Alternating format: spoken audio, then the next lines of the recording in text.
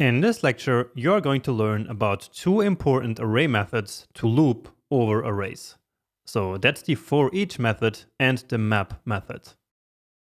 Now, looping over an array basically means to perform a certain action for each of the array elements.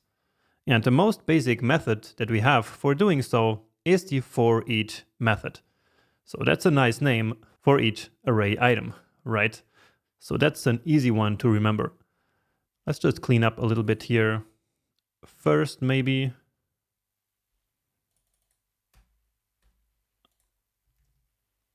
Okay.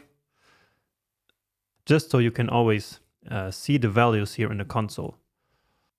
And by the way, the code for the previous object lecture is not here because by mistake, I recorded this lecture in the wrong order. So when you're writing your own code, you will of course see the code from the previous lecture, which was about objects. Okay, so let's create a very basic array here, just with a few numbers. Okay, so this is a completely valid array, of course. And now on this array, we can call forEach. So for each of these values, so for 2, for 4, for 6, and for 8, we want something to happen. But what do we actually want to happen for each of them? Well, that's where we need to specify a function. So we need to give this function here another function, which is something that we never did before. So this is an idea that we do actually all the time in JavaScript, and now it's the first time that you are encountering it. So again, we now need to pass a function into this function, and we can create that function here on the fly. So basically, we can create it here immediately. So we write a function, and this function will be called by JavaScript automatically for each of the array items. And JavaScript will then pass the array item into the function. And so here we need to accept that value. And we can call it anywhere we want. We can call it X, can call it Y, or we can simply call it EL, which is short for element. Okay, and now here we want to do something. Let's just log the element to the console. So just the most basic operation here. And here we go. So we have 4 different console logs. And these 4 are exactly these 4 values, one printed after the other. So we successfully looped over the array using the forEach method. And so let's recap what happened here. So we passed in this function here, and JavaScript will then automatically call this function for each of these elements. And when it does so, it will pass the current value into this function. So the function is first called with 2, and so then element is 2. And so then we log 2 to the console. Then in the next round, element will be 4. And so then 4 is logged to the console, and so all the way until the end of the array. So this is what we call looping. And I think this method here is the best one to understand this concept. But in practice, it is actually not the most used one. Because in practice, many times we want to create new arrays based on an original array. So for example, let's say we wanted a new array based on this one, where all these 4 elements were multiplied by 10. So that would be 20, 40, 60, and 80. With this forEach method, we could in theory do that, but not in an ideal way. And so in a case like this, we always use another method, which is the map method. So let me show you what I mean here. So I will again use the same array. And so now instead of forEach, we use map. And now the idea is the same as before. So we specify the function, and in each iteration of the array, the function will get called with the current array element. Okay, and so now in the map method, what we need to do is to return something. So what we're going to do is to return the current element times 10. And so this returned value here, so in this case here, 20, 40, 60, and 80 is what will be placed in the new array.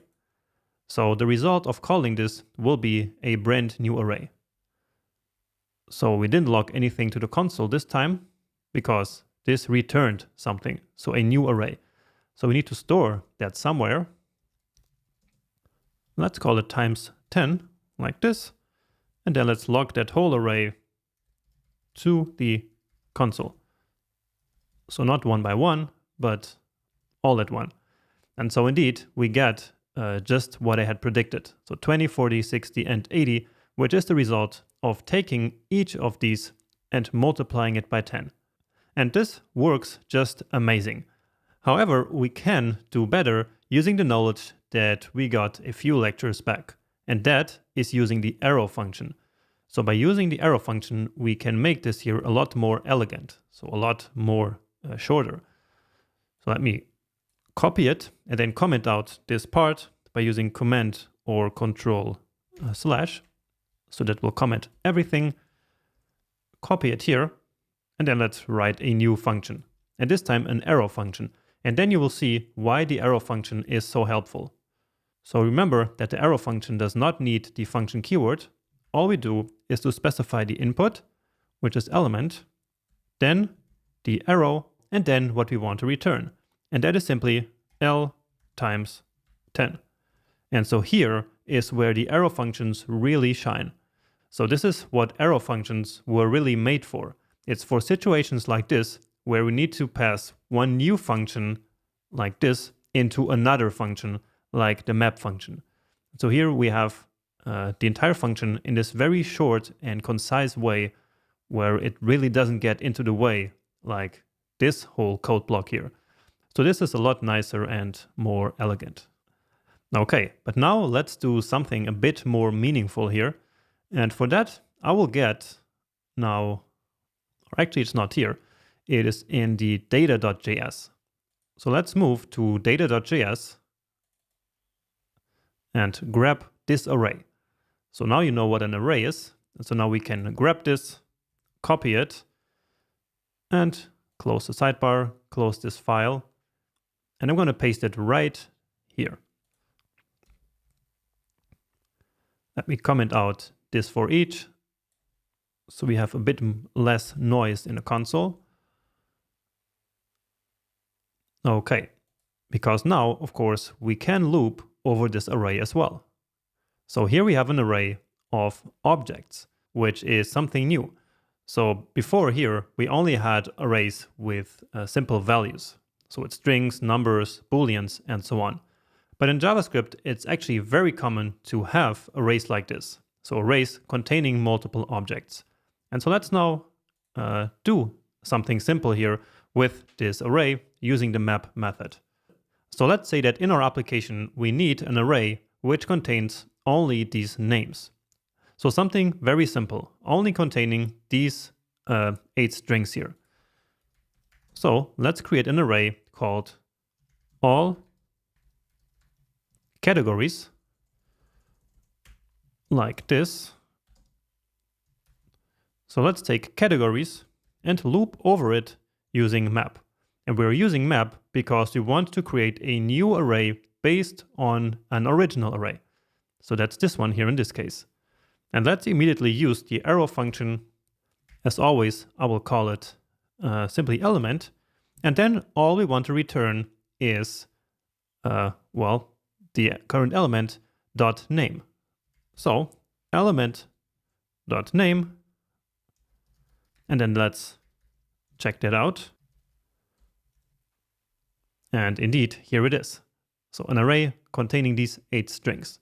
And it works like this because now, as we're looping over this array, each element is always one object like this, right?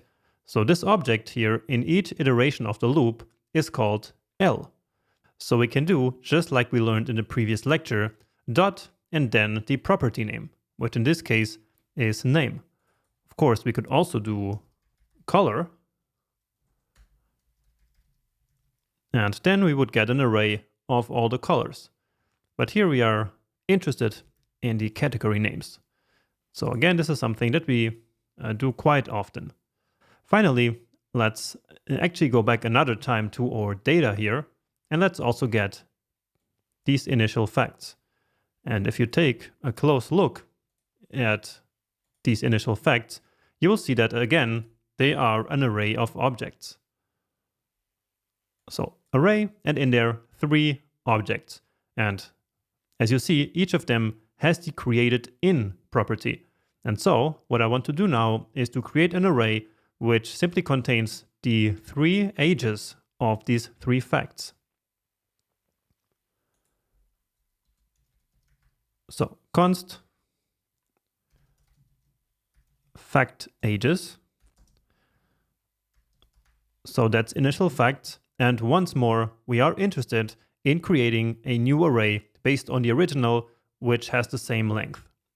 So this one has the length of 3, as there are 3 elements. And so the new one will also have 3 elements. So then map is exactly what we need. And as always, let's create an arrow function. And so then what do we want to return this time for each of the elements? Well, we want to calculate the age, right? So the age for this fact. And hopefully you remember that we already created a function for that. And so in here we can call that function. I think we commented out that function though. So let me get it back. And here it is. It doesn't really matter which one we use. So let me copy this one. So we don't always need to use arrow functions. They're really mostly helpful in a situation like this. So what we want to return for each element of the array is calc fact age with the current element dot created in. So that's starting to become a bit more advanced, but just roll with it, and I will explain in a second. So fact ages, and down here we have it, 1, 2, or 1, 3, and 7. And of course, if we change this to something else, something huge from the future, then the third one would be impossible year. So just what we get from here. So what is happening here? As always, we loop over the array, and then this function is called for each of the elements. So we take the current element and retrieve the created in property from it. So for example, in this last one, that's 2015. And then we call the calc fact age function. So with that value, and so that will then return the age. So 7 in that case.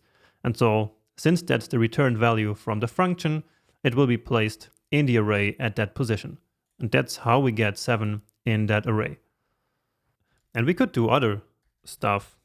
Let me quickly show you just another method here just for fun.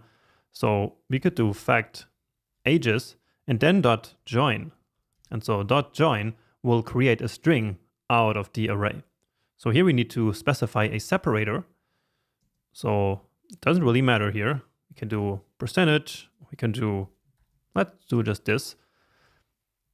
And so what's going to happen is that it will create a string with this separator here between the string elements.